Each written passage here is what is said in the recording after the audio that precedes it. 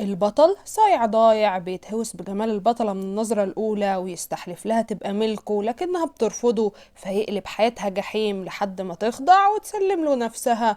وقبل ما نبدأ ما تنسوش تصلوا بينا على النبي وتذكروا الله، ويلا نبدأ أحداث ملخصنا الجديد مع بعض. عشان كده المسلسل بيبدأ ببطلتنا الجميلة رون وهي محتارة يا ترى هي اللي حظها زفت ولا اختياراتها السبب، وترن على بطلنا الرئيس جوي: أنا رجعت في كلامي، أرجوك سيبني أعيش.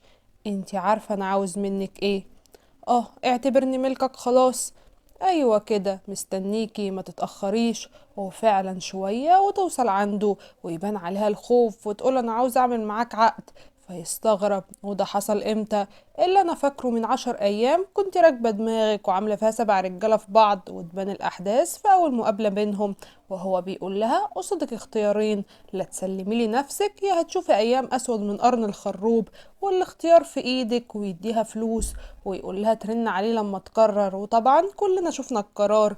تفوق وهي بتقول في سرها: ما لازم اغير رأيي، كل صحابي حياتهم اتدمرت بسببي، اسبوع واحد خليت كل اللي حواليا يكرهوني، امال لو رفضتك هتعمل ايه؟ وتقول انا مش عاوزة منك حاجة، انا عاوزاك تسيب اهلي وصحابي في حالهم وانا هبقى ملكك خلاص. يقوم شددها من غير رحمة: طب وبعدين هنقضيها كلام ولا ايه؟ ما تفرجينا جمال حضرتك.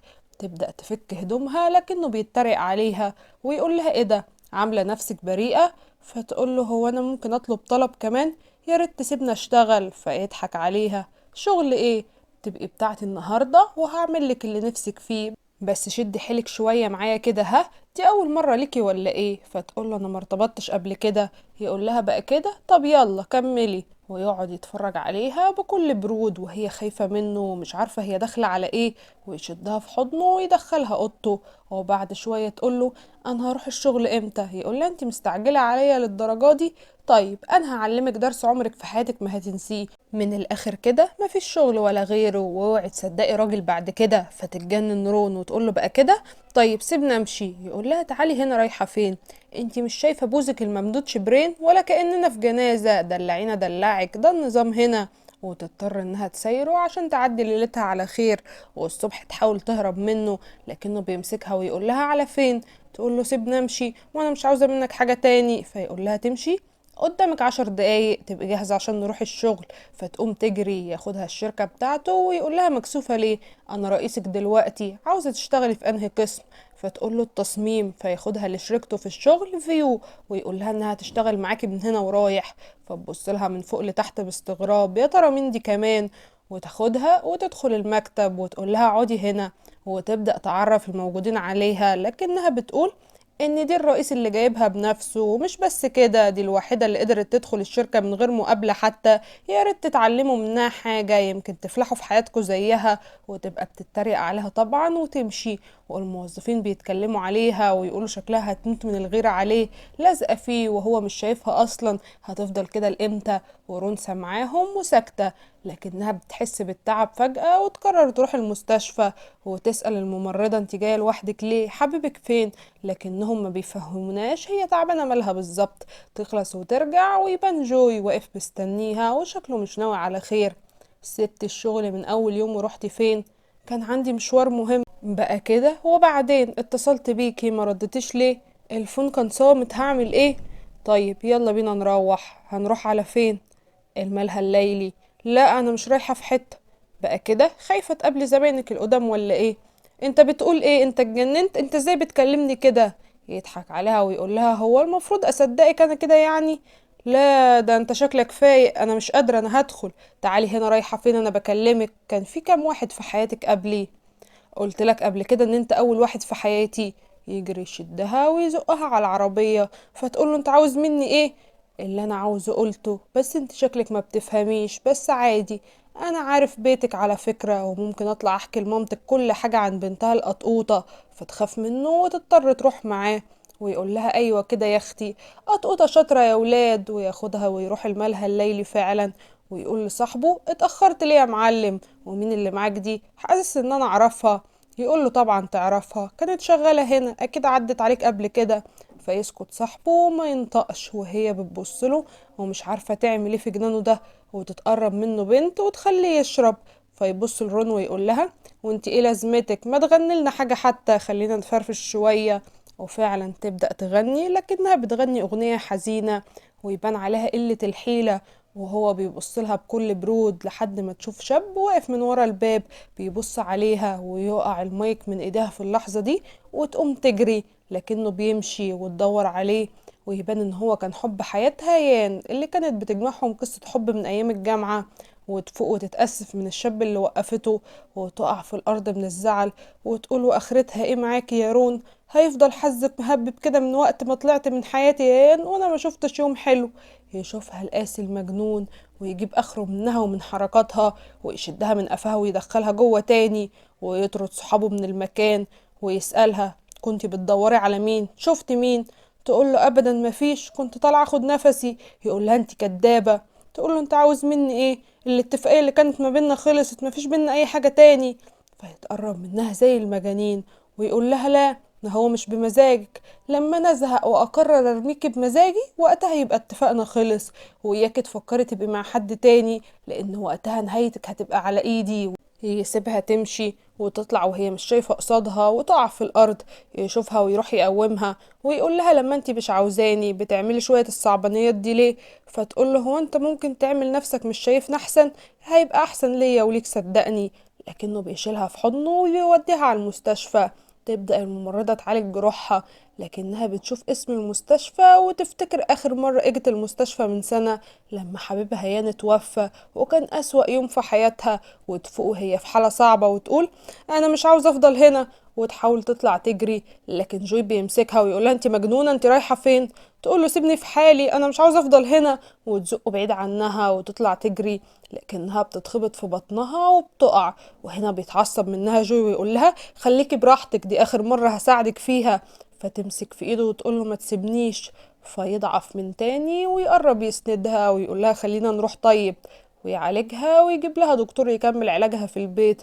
ويفضل يلقح الدكتور عليه ويفكر ان هو اللي عامل فيها كده، فيقول له خلاص سيب العلاج ويمشي وياخدها في حضنه وياخد باله منها. لكنها بتهلوس باسم حب حياتها يان. فيقوم زائقها من حضنه ويخنقها ويقول لها يان مين ده، يعني انا خايف عليكي وانت بتهلوسي باسم عشيقك. فتقول له يان مش عشيق ولا حاجة، ده كان حب حياتي. فيقول لها لأول مرة ما تكذبيش ويسيبها ويقوم يكلم المساعد بتاعه ويطلب منه يعرف له كل حاجة عن يان يوي. وفعلا تاني يوم بيجيب له تاريخ حياته كله وانه وريث غني لأكبر شركات البلد والابن الوحيد لعيلة يوي. من سنة كان المفروض هيمسك إدارة الشركات بتاعتهم لكن فجأة اختفى. فيقول له يعني اختفى، راح فين يعني؟ انا عاوزك تروح مستشفى رنين وتعرف ايه اللي حصل هناك في السنة دي. فيقول له اوامرك يا رئيس. ولسه هيطلع تكون فيو داخله وتلمح صورة يان في الملف وتدخل لجوي وتديله ورق مهم يمضي عليه. فيقول لها تعبى نفسك ليه، ما كنت امضي انت بدالي، احنا الاتنين واحد في الاول والاخر. فتبص تشوف رون اللي نازله من عنده وتقول له بقى انت شايف كده، بتثق فيا للدرجه دي؟ فيقول لها احنا مع بعض من سنين وانتي غالية عليا، لو مش هثق فيكي هثق في مين؟ وطبعا رون بتتضايق من الكلام وتحس انها مجرد واحدة رخيصة في نظره. لكنه بيقول لها تعالي هنا، رايحة فين؟ تقول له مروحة. يقول لها استني طيب هبعت حد يوصلك. فتقول له لا تسلم. وفيو بتبص لها. وبعد كام يوم يتقابلوا في الشركة وتقول فيو ان في مؤتمر صحفي مهم كمان شوية عشان ابن عيلة يوي الغايب رجع وهيستلم الشركات. فتتصدم رون وتقول لها انت بتتكلمي بجد، يان يوي رجع؟ فتقول لها اه تعرفيه.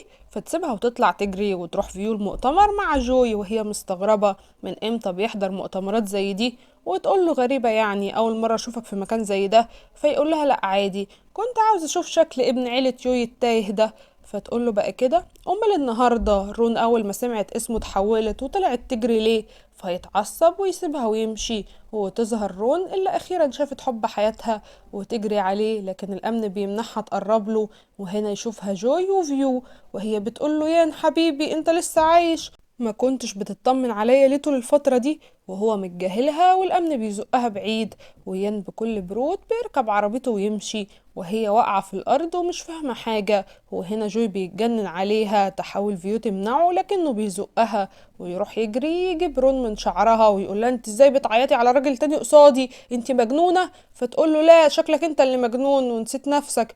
اوعى تكون مفكرني ممكن احبك بجد، انت بالنسبة لي كابوس حياتي اللي نفسي افوق منه.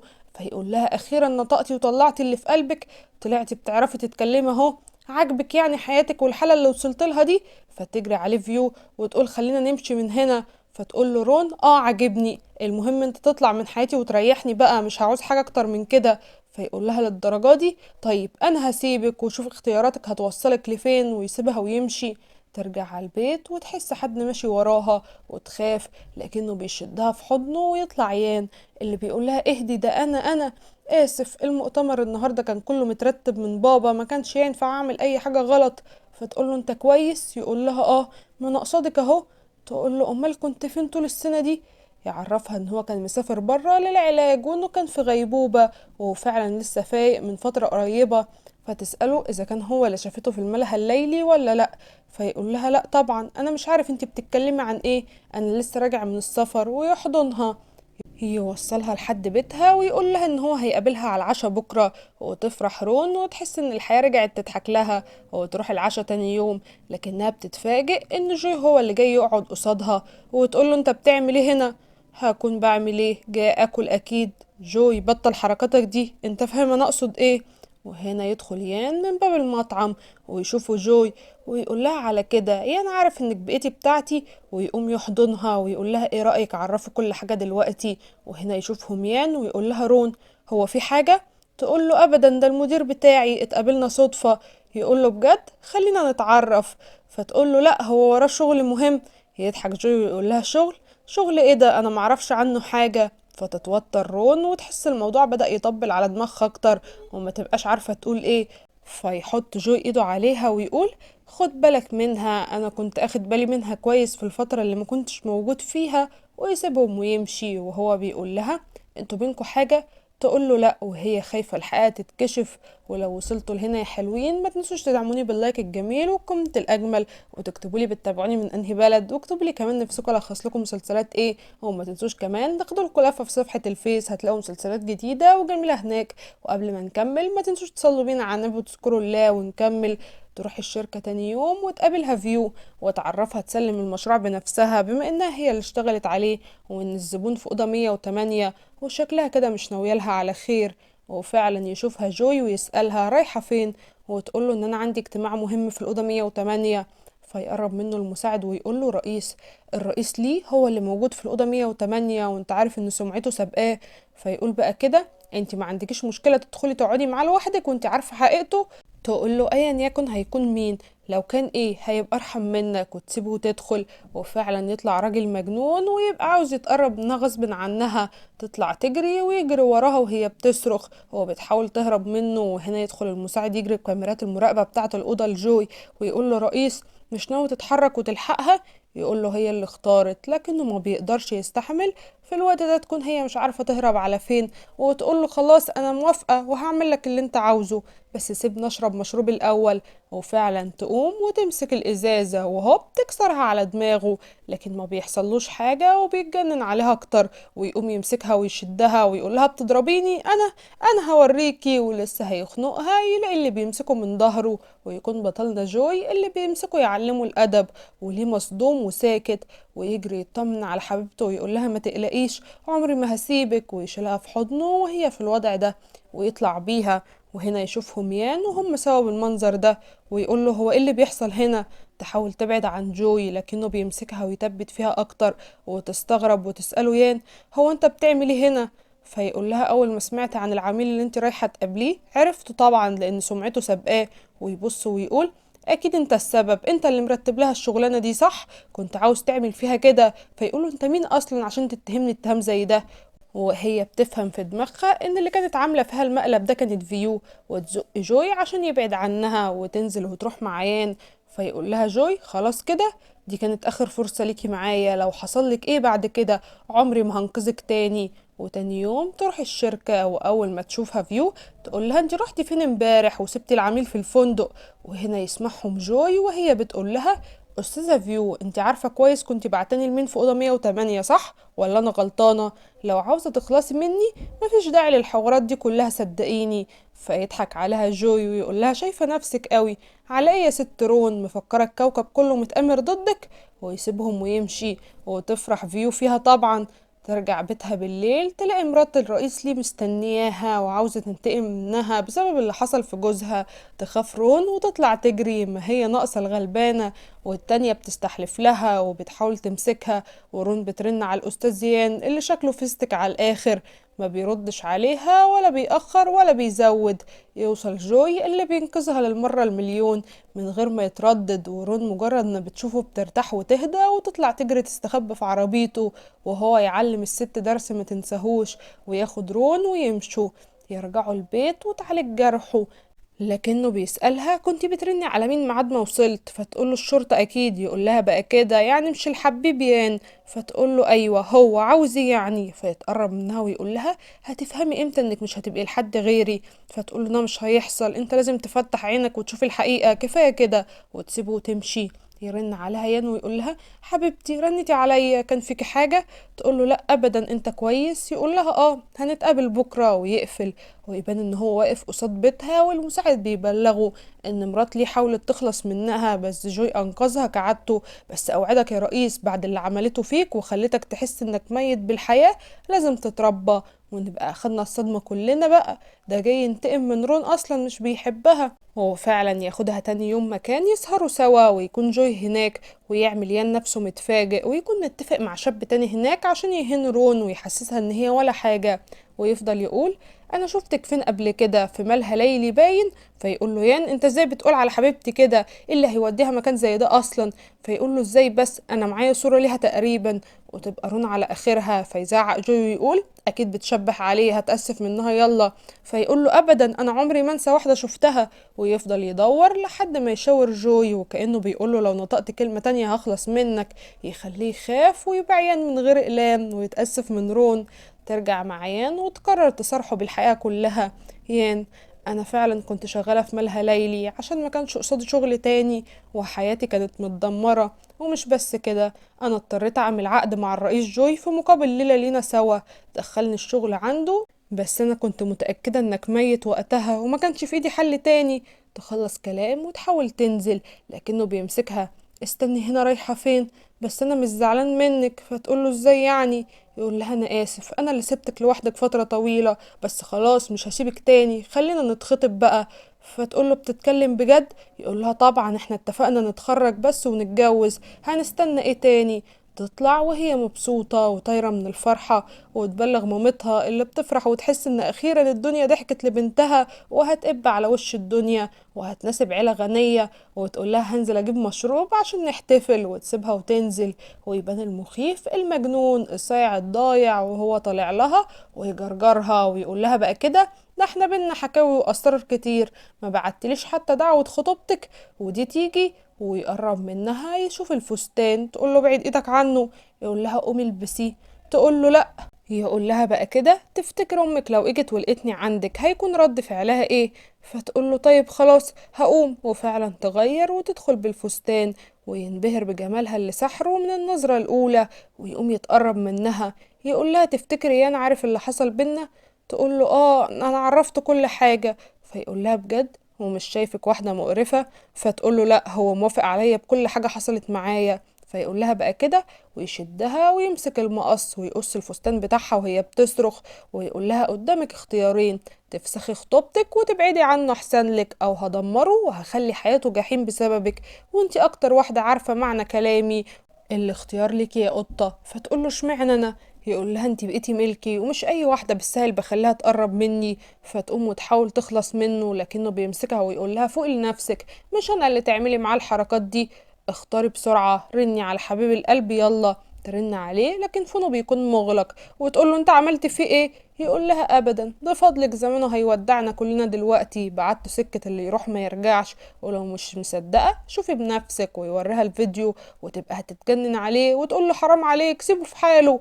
فيشدها وياخدها ويروحوله. وتتصدم رون أول ما تدخل وتشوف حبيبها مربوط وفي حالة صعبة، تجري عليه وهي بتعيط وتحاول تفكه، لكن رجالة جوي بيزقوها، فتطلع تجري على جوي وتترجاه يسيبه وانها مش هتقرب منه تاني ولا هتشوفه حتى. فيقول لها قومي اثبتيلي انك بتحبيني، فتقوم تتقرب منه قصاد يان، ويقوموا رجالة جوي رامين يان قصادها في الارض. وجوي بيقول لها ممكن تعرفيه بنفسك يكون احسن لك، ويزقها قصاده. تبص له وهو صعبان عليها وتقول له يان اللي بينا انتهى، خلينا نلغي موضوع الخطوبة. يقول لها لا، انا لا يمكن اسيبك. فيقوم جوي شددها وياخدها ويمشي، ويان بيصرخ عليها تركب معاه وتقول له عملت لك اللي انت عاوزه اهو، ممكن تسيب يان في حاله بقى. يقول لها طبعا، طول ما انت مطيعة وبتسمعي الكلام كده كله هيبقى تمام التمام. يرجعها البيت وتكون امها بتدور عليها، فتحاول تستخبى وهو بيتريق عليها ويقول لها يعني لو كنت جيتي بمزاجك من الاول كان هيحصل حاجة. فتتضايق منه وتمشي. ترجع البيت وتلاقي امها بتسألها انت كنت فين، تعرفها انها كانت معيان، تقول لها طبعا يا ستي عشان كده راجعة مش على بعضك. ورون بتحاول تخبي عليها وما تزعلهاش. في الوقت ده يوصل المساعد لجوي ويبلغوا ان يان يوي دخل المستشفى من سنة فعلا، لكنه دخل في غيبوبة وقتها، بس رون اتبلغت ان هو مات.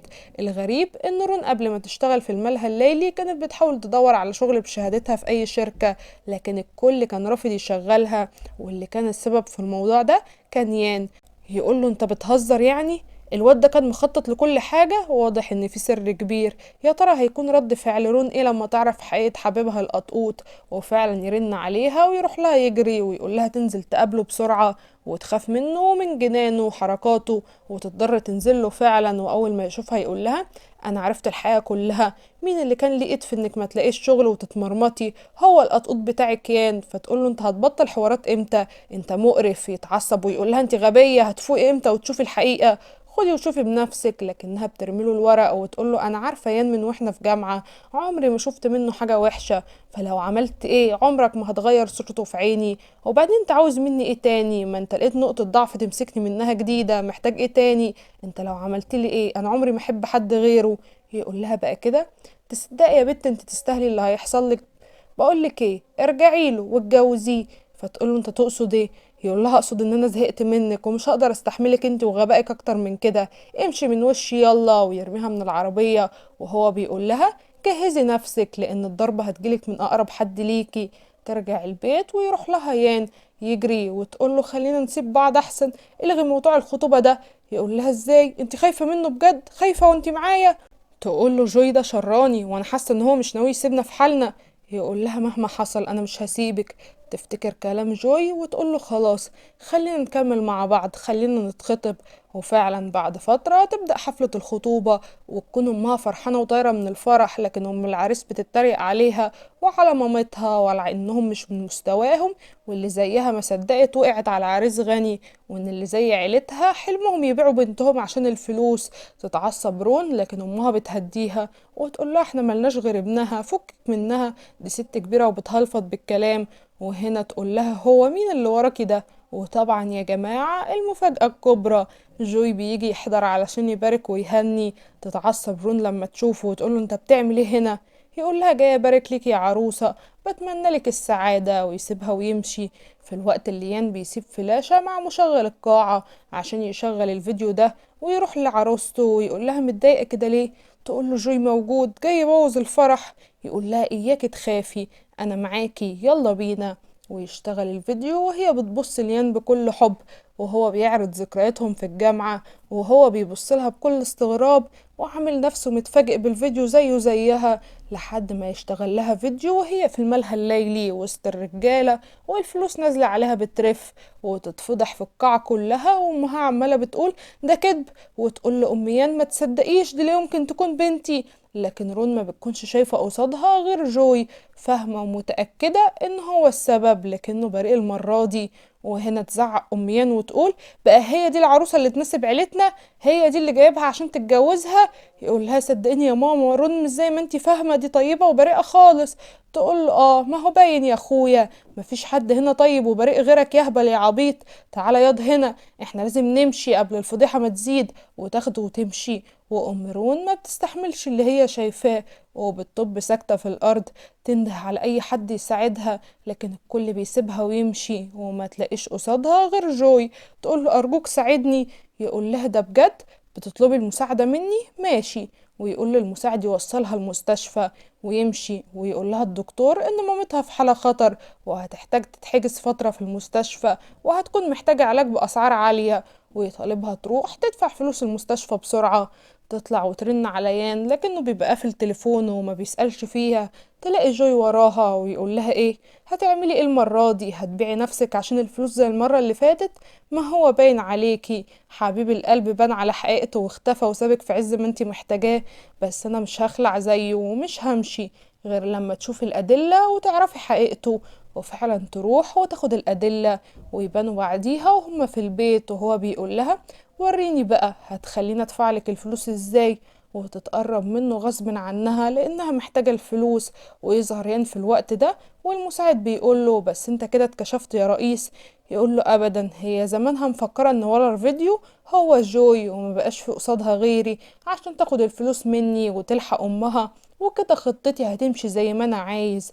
لكن بيرن فون المساعد ويتبلغ ان رون موجودة في بيت جوي حاليا، فيتجنن ويقوله انا مش هينفع اسمح لجوي ده يبوظ كل الخطط اللي انا خططتها، ويسحبها من الجحيم اللي انا مجهزه لها. وهنا يرن عليها ويقول لها انت فين؟ لكن اللي بيرد عليه بيكون جوي، ويقول له ان هي في حضني، عاوز إيه تاني؟ سيبنا في حالنا. فيتجنن يان ويفضل يزعق وجوي ولا سائل. وتاني يوم يروح المستشفى لمامتها ويقول لها ده ايه المكان الغالي اللي بنتك جايباكي فيه؟